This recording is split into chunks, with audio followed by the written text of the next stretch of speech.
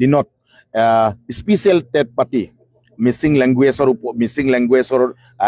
শিক্ষক নিযুক্তিৰ প্ৰক্ৰিয়া নিয়োগ কৰাৰ কথা আমাক অৱগত কৰে আৰু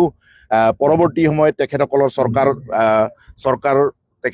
চৰকাৰ আহি শপত গ্ৰহণ কৰে আৰু চৰকাৰ হোৱাৰ পাছত পৰৱৰ্তী বিষয়টোক লৈ আমি আলোচনা কৰা নাই। নিশ্চিতভাৱে অদাংগত এই অধিৱেশনৰ পাছত আমি অসমৰ মাননীয় শিক্ষামন্ত্ৰী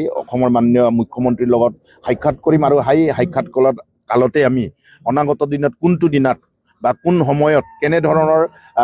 স্পেচিয়েল টেট পতাৰ সিদ্ধান্ত অসম গভৰ্ণমেণ্টে কৰিছে তাৰ বিষয়ে আমি তেখেতসকলৰ পৰা জানিব পাৰিম। স্কুলত আমি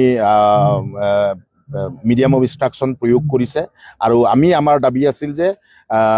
আমাৰ এই স্কুলটো মিডিয়াম অফ ইনষ্ট্ৰাকশ্যন কৰাৰ পাছত তাতে পঢ়ুৱা যিজন শিক্ষক সেই শিক্ষকজন মিডিয়াম শিক্ষক এজন নিয়োগ কৰিব লাগে। সেই সম্পৰ্কত অসম চৰকাৰৰ লগত আমি আলোচনা অব্যাহত ৰাখিছিলোঁ আৰু যোৱাটো বিধানসভা নিৰ্বাচনৰ আগত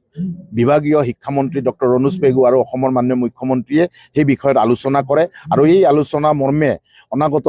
দিনত স্পেচিয়েল টেট পাতি মিচিং লেংগুৱেজৰ শিক্ষক নিযুক্তিৰ প্ৰক্ৰিয়া নিয়োগ কৰাৰ কথা আমাক অৱগত কৰে আৰু পৰৱৰ্তী সময়ত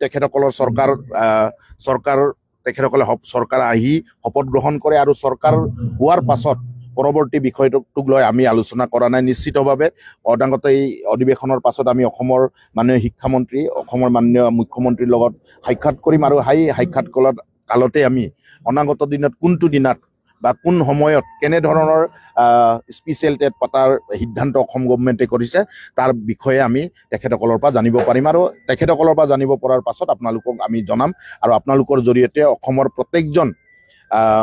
আমাৰ শিক্ষিত যুৱক যুৱতী আছে, মিচিং যুৱক যুৱতী আছে, এখেতসকলক প্ৰিপেৰেশ্যন কৰি থাকিবলৈ মই অনুৰোধ জনাইছোঁ কাৰণ স্পেচিয়েল টেট অসম চৰকাৰে পাতিব।